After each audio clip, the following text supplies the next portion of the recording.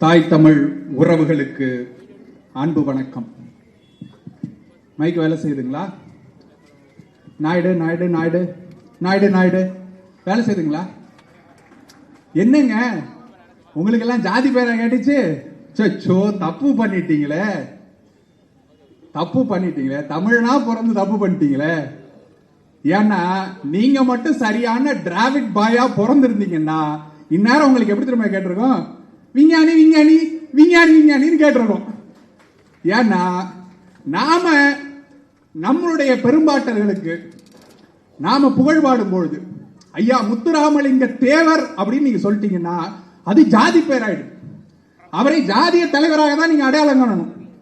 ஆனா நாயுடு நாயக்கர் சொன்னீங்கன்னாக்க அது விஞ்ஞானி விஞ்ஞானின்னு கேட்கும். அப்புறம் என்ன எறா மீசிக்கிடா நீங்க வந்துட்டு இந்த ஜாதி ஒழிப்பெல்லாம் பேசுறீங்க? ஏன் அதெல்லாம் பேசுறீங்க? மூடிட்டு வேலையை பார்த்துட்டு உட்காருங்க, ஒரு ஓரமா உட்காந்துக்கோங்க. ஏன்னா நாம் இங்க கூடி இருப்பது, நாம் பேச இருப்பதுங்கிறது தமிழர் ஓர்மையை, சாதி கடந்தும் தமிழர்கள் எப்படி ஒன்றுபட்டு நிற்க வேண்டும் என்பதை பேசுவதற்காக நாம் தமிழர் என்ற கட்சி வந்துதான் இங்க பேச வேண்டிய தேவை அப்படிங்கிறது இருக்குது. சாதியை மீண்டும் மீண்டும் வளர்த்து கொண்டு இருக்கக்கூடிய திராவிடத்தை உடைச்சி எறிவதற்கு நாம் தமிழர் கட்சி இங்க தேவைப்படுகிறது. அதற்காகத்தான் நாங்க இங்க பேசுறோம்.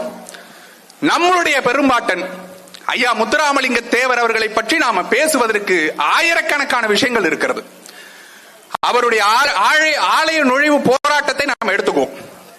மத்த எல்லாரும் சொல்றாங்க நீங்க ஆதிக்க சாதியினராக இருக்கக்கூடியவர்கள் சொல்றாங்க, இங்கே ஒடுக்கப்பட்டவர்கள் தாழ்த்தப்பட்டவர்கள் என்று சொல்பவர்கள் ஆலயத்தில் நுழைந்தால் கலவரம் வெடிக்கும், நாங்கள் அதை தடுப்போம், எக்காரணத்தை கொண்டும் அவர்களை நுழைய விட மாட்டோம் அப்படின்னு ஆதிக்க சாதியினர் என்று தங்களை நினைத்துக் கொண்டக்கூடியவர்கள் சொல்லுகிறார்கள்.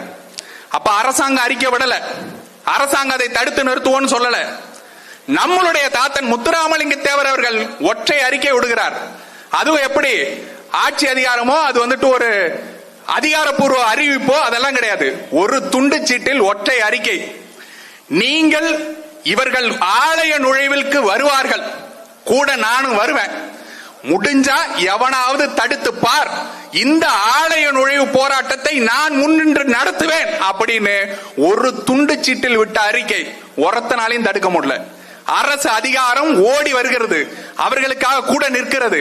ஒற்றை குரல், அந்த குரலுக்காக அரசு இயந்திரம் இறங்கி வந்து இதை கலவரமாக மாறவிடக்கூடாது, இது எந்த பிரச்சனையும் வரக்கூடாது, ஐயா தேவரையா வந்து இவர்கள் எல்லோரும் ஆலய நுழைவை நடத்திவிட்டு வெளியே போகும் வரை எந்த சம்பவமும் நிகழ்ந்துவிடக் கூடாது என்பதற்காக காவலர்கள் அத்தனை பேரும் ஓடி நின்று அவர்கள் அதை தடுத்து நிறுத்துகிறார்கள் என்றால் ஐயாவுக்கு இருந்த ஒற்றை குரலின் வலிமை என்ன அப்படிங்கறத நீங்க பார்க்கணும். அதனுடைய ஒப்பீடு இப்ப எப்படி இருக்குங்கிறத நீங்க பாருங்க. நான் சொல்றதெல்லாம் நீங்க ஒண்ணு ஒண்ணா கேட்டுட்டே வாங்க.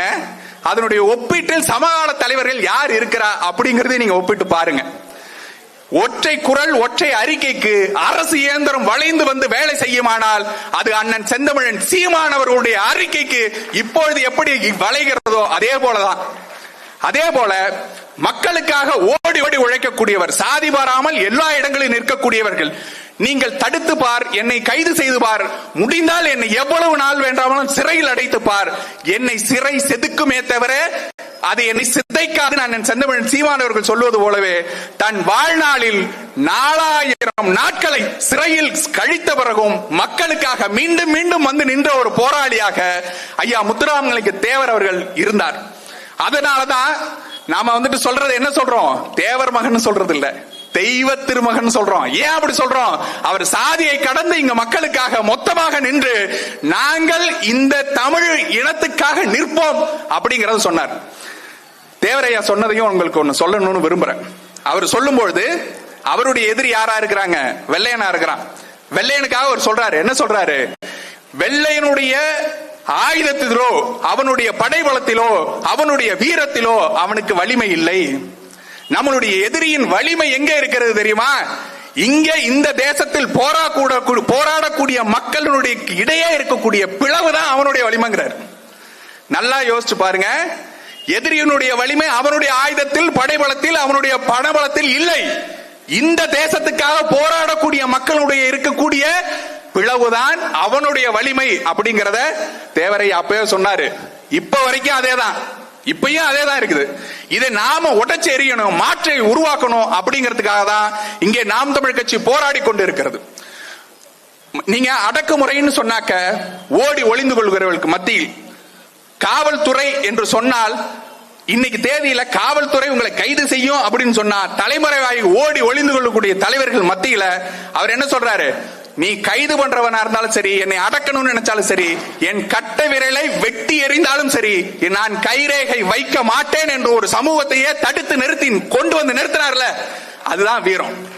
அதுதான் வீரம். வீரங்கிறது பயம் இல்லாத மாதிரி நடிக்கிறது இல்ல கண்ணா, உண்மையிலேயே பயம் இல்லாம இருக்கணும், அதுதான் வீரம்.